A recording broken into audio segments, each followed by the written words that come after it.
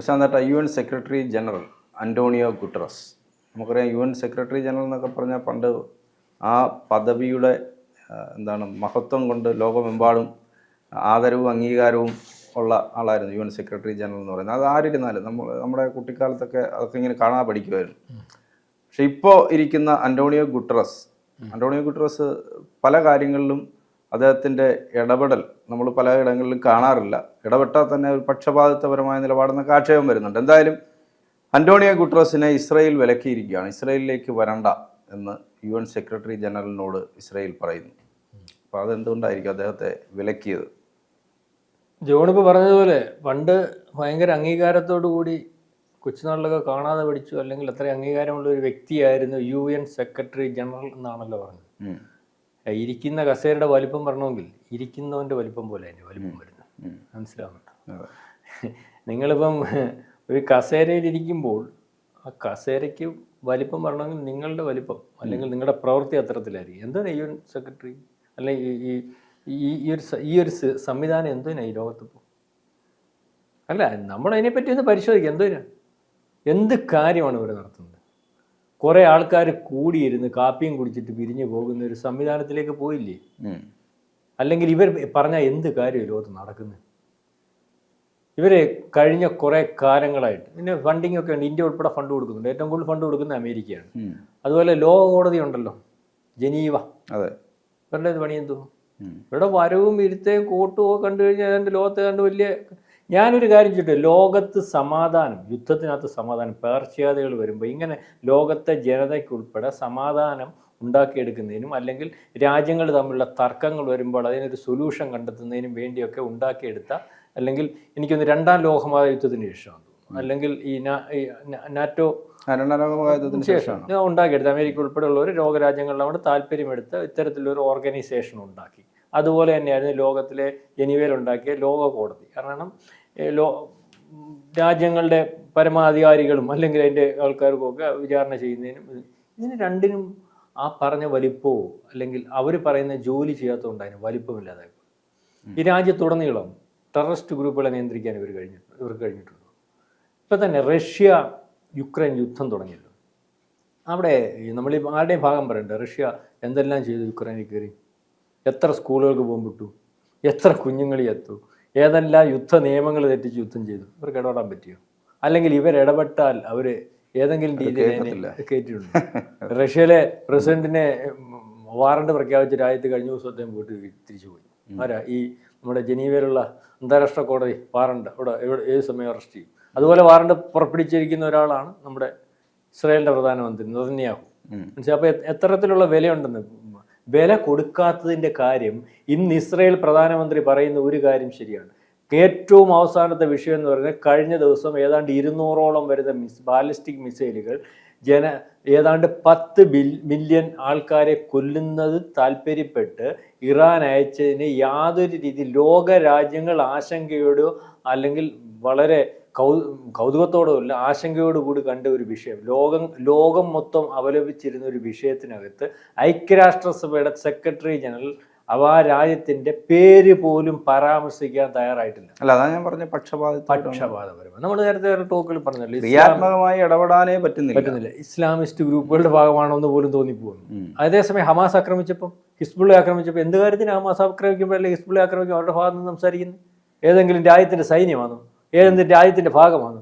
ഈ രാജ്യത്തുള്ള തീവ്രവാദ ഗ്രൂപ്പുകൾ അവർക്ക് വേണ്ടിയാ സംസാരിക്കും, രാജ്യത്തിന് വേണ്ടി.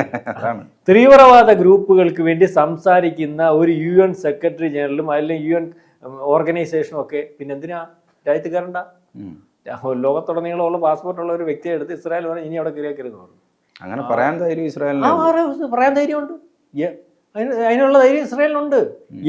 എൻ്റെ ജോണയാ 75 രാജ്യങ്ങൾ ഇപ്പോഴും ഇസ്രായേലിന്റെ ശത്രുവാണ്. ജോണിന്റെ ശത്രുവായിട്ട് ചില ആൾക്കാരൊക്കെ കോംപ്രമൈസ് ചെയ്ത് പോകുന്ന ജോണിന്റെ ബലം കൊണ്ടാ. അല്ലെങ്കിൽ ഇപ്പോൾ അവർക്ക് അടി കൊടുക്കാൻ പറ്റുമെന്നുണ്ടാൽ ഒരടിക്ക് 9 അടി കൊടുത്തിട്ടല്ലേ പോകത്തുള്ളൂ. ഇതുപോലെ ടെററിസ്റ്റ് ഗ്രൂപ്പുകൾ മൊത്തം ഈ രാജ്യത്തുടനീളം നടക്കുന്ന അല്ലെങ്കിൽ രാജ്യത്തുടനീളം നടക്കുന്ന കാര്യങ്ങൾ മാന്യമാവുന്നതിന് വേണ്ടി, രാജ്യത്തുടനീളം സമാധാനം ഉണ്ടാക്കുന്നതിന് വേണ്ടി, രാജ്യത്തുടനീളം പകർച്ചവ്യാധികളും മറ്റു കാര്യം ഒക്കെ നടക്കുമ്പോൾ അത് പകരാതിരിക്കുന്നതിനും അതിൻ്റെ സൊല്യൂഷൻസ് കണ്ടെത്തുന്നതിനും രാജ്യത്ത് സമാധാനം കണ്ടെത്തുന്നതിനും അല്ലെങ്കിൽ പട്ടിണിയോടത്ത് പട്ടിണി ഇല്ലാതാക്കുന്നതിനും ഒക്കെ ഉള്ള ഒരു സൊല്യൂഷൻ കണ്ടെത്തുന്നതിനും പ്രോപ്പറായിട്ട് നീങ്ങുന്നതിനും വേണ്ടിയുള്ള ഒരു സംവിധാനമായിരുന്നല്ലോ. എന്ത് നടക്കുന്നു? കോവിഡ് വന്നപ്പോൾ എന്തോ നടന്നു? ഫലപ്രദമായി ഇടപെടാനേ കഴിഞ്ഞില്ല. കോവിഡ് വന്നപ്പോൾ ഇവർ പുറത്തു പിടിച്ച പ്രസ്താവനകളും യാഥാർത്ഥ്യം തമ്മിൽ എന്തോ പൊരുത്തക്കേടായിരുന്നു. മനസ്സിലാവുന്നുണ്ടോ? അപ്പോൾ ഇതിനെക്കൊണ്ട് യാതൊരു കാര്യമില്ലെന്നുള്ള കാര്യം. ഇത് ഈ കുറേ ആൾക്കാർക്ക് ജാപ്പാടടിക്കാനും പുട്ടടിക്കാനും ഉള്ളൊരു സംവിധാനം. ഏറ്റവും അവസാനം നമ്മളിപ്പം വളരെ കൃത്യമായിട്ട് മനസ്സിലാക്കേണ്ടതെന്ന് പറഞ്ഞാൽ ഇവർ ചില പ്രത്യേക ആൾക്കാരുടെ താല്പര്യം സംരക്ഷിക്കുന്നതിന് വേണ്ടി സംസാരിക്കുകയും പ്രവർത്തിക്കുകയും ഒക്കെ ചെയ്യുന്നു എന്ന് സംശയിക്കേണ്ട രീതിയിലേക്ക് അവരുടെ പ്രവർത്തനങ്ങളും പ്രസ്താവനകളും മാറുന്നു. ഇപ്പം തന്നെ അവിടുത്തെ വിഷയം ഹമാസുമായിട്ട് അടിച്ചു, എന്താ സോൾവ് ചെയ്യാത്തേ? ഹിസ്ബുള്ളയായിട്ട് അടിച്ചു, എന്താ സോൾവ് ചെയ്യാത്തേ? കാലാകാലങ്ങളായിട്ട് ഇസ്രായേലിനെ ഹിസ്ബുള്ള അടിക്കുന്നു, എന്താ സോൾവ് ചെയ്യാത്തേ? രാജ്യത്തുടനീളം ഹൂത്തികൾ എന്ന് പറയുന്ന ഒരു സാധനം നമ്മുടെ സൂയസ് കനാലിൽ പോകുന്ന കപ്പലുകളെല്ലാം ആക്രമിക്കുന്നു, എല്ലാ രാജ്യത്തിനും കപ്പലുകൾ ആക്രമിക്കുന്നു. അവസാനം നമ്മൾ ചെന്ന് കയറിയാണല്ലോ ഇപ്പം നിർത്തിയത്, നമ്മുടെ കോസ്റ്റ് ഗാർഡ് എന്നപ്പോഴാണല്ലോ നിർത്തിയത്. എന്തിടപെടിയിൽ നടത്തി? ഏറ്റവും അവസാനം ഞാൻ ഒരു കാര്യം ചോദിട്ടെ, സുഡാനിൽ എന്തോ ഇടപെട്ടു? അല്ലെ എത്ര പേരെ മരിച്ചു വീഴുന്നു? ഇത്തരത്തിൽ ഒരു UN സെക്രട്ടറി ജനറൽ, അതായത് അവരെ ആശങ്കപ്പെടുന്ന കുറ്റമല്ല. നമ്മൾ ഈ പറഞ്ഞ കഴിഞ്ഞ ദിവസം നമ്മൾ ഇറാഖ് ആക്രമിച്ചു എന്ന് പറയുന്നു. ഇപ്പൊ ഇറാഖ് പറയുന്നു, അല്ലെങ്കിൽ അതിനകത്ത് ഇറാഖ് എന്ന് പറഞ്ഞു. ഇറാഖെ കുറിച്ച് ആ മിസൈലുകൾ വീണായിരുന്നെങ്കിൽ, അല്ലെങ്കിൽ ആ മിസൈലുകൾ ഈ അവരാഗ്രഹിക്കുന്ന രീതിയിൽ ഇവിടെ പതിച്ചായിരുന്നെങ്കിൽ ഒരു രാജ്യത്തിന്റെ എത്ര ലക്ഷം ജനങ്ങളെ, ദശലക്ഷക്കണക്കിന് ജനങ്ങളെ മരിച്ചു പോകത്തില്ലേ? ഇത്തരൊരു സംഭവം അല്ലെങ്കിൽ അവരുടെ കഴിവുകൊണ്ട് അതിനെ പ്രതിരോധിച്ചപ്പോൾ അത്തരൊരു സംഭവം ആവർത്തിക്കാതിരിക്കണമെന്ന് പറയാൻ വേണ്ടിയുള്ള ഒരു മാന്യത വേണ്ടേ? ആ രാജ്യത്തിൻ്റെ പേര് പോലും പറയാത്തതിൻ്റെ കാര്യം എന്തോ? അപ്പോൾ എന്താണ് ഐക്യരാഷ്ട്രസഭയുടെ ഉദ്ദേശം? അപ്പോൾ ആരാണ് ഐക്യരാഷ്ട്രസഭയെ നിയന്ത്രിക്കുന്നത്? ഏറ്റവും കൂടുതൽ ഫണ്ട് കൊടുക്കുന്ന അമേരിക്ക പോലെയുള്ള, നമ്മളും കൊടുക്കുന്നുണ്ട് ഇപ്പോൾ, അമേരിക്ക പോലെയുള്ള രാജ്യങ്ങളുടെ താല്പര്യം, അല്ലെങ്കിൽ ഏതെങ്കിലും താല്പര്യം വരണമെങ്കിൽ അമേരിക്കയുടെ താല്പര്യമില്ലേ വരേണ്ടത്? അല്ല, അമേരിക്കയുടെ താല്പര്യം ഇസ്രായേൽ വിരുദ്ധമാകത്തില്ലല്ലോ. അതാ പറഞ്ഞു, താല്പര്യം വരണമെങ്കിൽ അമേരിക്കയുടെ താല്പര്യമാണല്ലോ വരേണ്ടത്. അപ്പോൾ ഇസ്രായേൽ വിരുദ്ധമല്ലല്ലോ. അപ്പോൾ എന്താണ് ഇവർ ഉദ്ദേശിക്കുന്നത്? ഇവരുടെ താല്പര്യങ്ങൾ ഞാൻ നേരത്തെ ചില ടോക്കുകളിൽ പറഞ്ഞതുപോലെ നമ്മൾ നോക്കുമ്പോൾ വളരെ കാലമായിട്ട് അവരുടെ താല്പര്യങ്ങളും അവരുടെ സംസാരങ്ങളും അവരുടെ രീതികളും അവരുടെ പ്രവർത്തനങ്ങളും ഒക്കെ ഇവിടുത്തെ ടെററിസ്റ്റ് ഗ്രൂപ്പുകൾക്ക് അനുകൂലമായിട്ടും ഇസ്ലാമിസ്റ്റ് ഗ്രൂപ്പുകൾക്ക് അനുകൂലമായിട്ടും ഒക്കെ വരുന്നുണ്ട്. അതാണ് പറഞ്ഞത്, അതിനകത്ത് പോലും ഇവരുടെ കടന്നുകയറ്റം ഉണ്ടാകുന്നു. സമാധാനക്കേട് ഉണ്ടാക്കുന്ന, ഏറ്റവും കൂടുതൽ സമാധാനക്കേടൊക്കെ ഉണ്ടാക്കുന്ന ലോകത്ത് ആരാ? ഇതുപോലുള്ള ടെററിസ്റ്റ് ഗ്രൂപ്പുകൾ. രാജ്യങ്ങൾ പരസ്പരം എന്തൊക്കെ വിഷയം വന്നാലും നമ്മൾ പിന്നെ എത്ര വട്ടം നമ്മൾ പാകിസ്ഥാനോട് യുദ്ധം ചെയ്യണം? രാജ്യങ്ങൾ തമ്മിൽ യുദ്ധം ചെയ്യണമെങ്കിൽ എത്ര വട്ടം ചൈനയായിട്ട് പണ്ട് യുദ്ധം ചെയ്യണം? അപ്പോൾ രാജ്യങ്ങൾ തമ്മിൽ യുദ്ധം ചെയ്യാൻ തയ്യാറാവത്തില്ല. കാരണം അവർക്ക് രാജ്യങ്ങളുടെ ശരിയായ രീതിയിലുള്ള പോക്കിനും അവരുടെ വികസനത്തിനും യുദ്ധം പര്യാപ്തമല്ല. ആ രാജ്യത്തിന്റെ സമ്പത്തിനെ ചൂഷണം ചെയ്യുന്നതാണ്. അപ്പം അത്തരത്തിലുള്ള ടെററിസ്റ്റ് ഗ്രൂപ്പുകളെ പ്രൊമോട്ട് ചെയ്യുന്ന രാജ്യങ്ങളുടെ ആ രാജ്യങ്ങളെ ഇവരെ നിയന്ത്രിക്കാത്തത്? ടെററിസ്റ്റ് ഗ്രൂപ്പുകളെ ഈ രാജ്യത്ത് ഉണ്ടാക്കി മറ്റ് രാജ്യങ്ങൾക്ക് ബുദ്ധിമുട്ടുണ്ടാക്കുന്നതിന് വേണ്ടി തയ്യാറാവുന്ന ഇസ്ലാമിക രാജ്യങ്ങൾ അല്ലെങ്കിൽ മറ്റു ചില രാജ്യങ്ങളൊക്കെ ഉണ്ടല്ലോ, അത് അറിഞ്ഞുകൊണ്ട് അല്ലെങ്കിൽ അതിനകത്ത് ഇടപെടാത്ത എന്താ? അതിനെ അമർച്ച ചെയ്യാത്ത എന്താ? പിന്നെന്തിനാ ഐക്യരാഷ്ട്രസഭ? പിന്നെന്തിനാ ഈ ലോക കോടതി? അപ്പോൾ അതുകൊണ്ട് തന്നെയാണ് പലവട്ടം കോടതിയും ഐക്യരാഷ്ട്രസഭയും ഒക്കെ പറഞ്ഞപ്പോൾ ഇസ്രായേൽ ഇതിന്റെ പോക്കിന് കൂടാന്ന് പറയാൻ കാര്യം അതാ. മാത്രമല്ല, ഇസ്രായേലിന് മനസ്സിലായി ഇസ്രായേലിന്റെ അല്ലെങ്കിൽ ഇതുപോലുള്ള കാര്യങ്ങൾക്കകത്ത് ഇടപെടാൻ ഇസ്രായേലിന്റെ കാര്യത്തിനകത്ത് കയറി ഇടപെടുന്നു. അതാണ് ഇസ്രായേൽ ഇപ്പോൾ പറഞ്ഞത്. യാതൊരു കാരണവശാലും അതിനുള്ള ധൈര്യം ഇസ്രായേലിനേ ഉള്ളൂ. ഐക്യരാഷ്ട്രസഭയുടെ സെക്രട്ടറി അല്ല ഏതവനായാലും മര്യാദയ്ക്കല്ലെങ്കിൽ ഇവിടെ കയറണ്ട, ഇവിടെ കയറിയ വിവരം അറിയുന്നു. ലോകത്ത് മൊത്തം സഞ്ചരിക്കാനുള്ള സംവിധാനമുള്ള പാസ്പോർട്ടൊക്കെ ഉള്ള ലോകം മൊത്തം അംഗീകരിക്കണം എന്ന് ഇരിക്കുന്ന ആളുടെ അവസ്ഥ ഇതാണ്. അതിന് തെറ്റ് പറയാൻ പറ്റത്തില്ല. ഞാൻ ആദ്യം പറഞ്ഞതുപോലെ ഇരിക്കേണ്ടവൻ ഇരുന്നില്ല, ചുരക്കേണ്ടവൻ ചുരക്കത്തില്ല. അപ്പോൾ അദ്ദേഹത്തിനെ വിലക്കി എന്നുള്ളത് അത് ശരിക്കും പറഞ്ഞാൽ UN സെക്രട്ടറി ജനറലിന് ഒരു നാണക്കേടുണ്ടാകേണ്ട കാര്യമാണ്.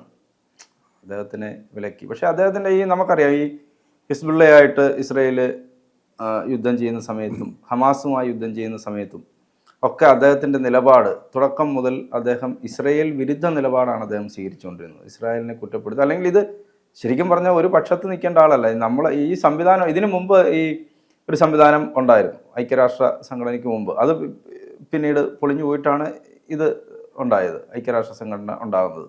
അപ്പോൾ ഐക്യരാഷ്ട്ര സംഘടന സമാധാനം കൊണ്ടുവരാൻ വേണ്ടി രാജ്യങ്ങൾ തമ്മിലുള്ള തർക്കം ഉണ്ടാകുമ്പോൾ അത് പരിഹരിക്കുക, സമാധാനം, ലോകമെമ്പാടും സമാധാനം ഉണ്ടാക്കുക, ഇതൊക്കെയാണ് അവരുടെ ലക്ഷ്യം. പക്ഷേ ഇദ്ദേഹം വന്നതിന് ശേഷം ലോകത്ത് മുഴുവൻ പ്രശ്നങ്ങളാണ് നടക്കുന്നത്. ഈ പ്രശ്നങ്ങളിലൊന്നും ഇടപെട്ട് ഇദ്ദേഹത്തിനെ ആരും കണ്ടിട്ടില്ല. ഇദ്ദേഹത്തിൻ്റെ പേര് പോലും ആരും ഓർക്കുന്നില്ല എന്നുള്ളതാണ്. അന്റോണിയോ ഗുട്ടറസ് എന്നുള്ള പേര്, അത് ഞാൻ പറയാം, പണ്ടൊക്കെ ആണെങ്കിൽ UN സെക്രട്ടറി ജനറൽമാരുടെ പേരൊക്കെ നമുക്ക് കാണാപ്പാടമായിരുന്നു. ഓരോ ആളുകൾ വരുമ്പോഴും അവരെ ഇടപെടൽ അതുപോലെ ആയിരുന്നു.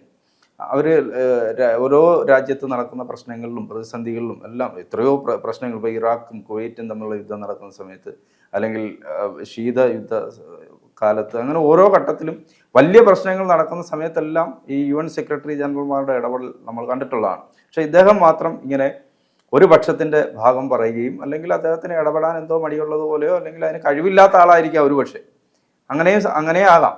അപ്പോൾ അങ്ങനെ തോന്നില്ല ഒരു അല്ല, കഴിവില്ലാത്ത ആളാണെങ്കിൽ ഒരു ഭാഗത്ത് നിന്ന് സംസാരിക്കുന്നത് എങ്ങനെ? കഴിവില്ലാത്ത ആളാണെങ്കിൽ നമ്മുടെ ഏകയാനെ ഇരുന്ന പോലെ ചുമ്മാങ്ങിരിക്കത്തേ ഉള്ളൂ.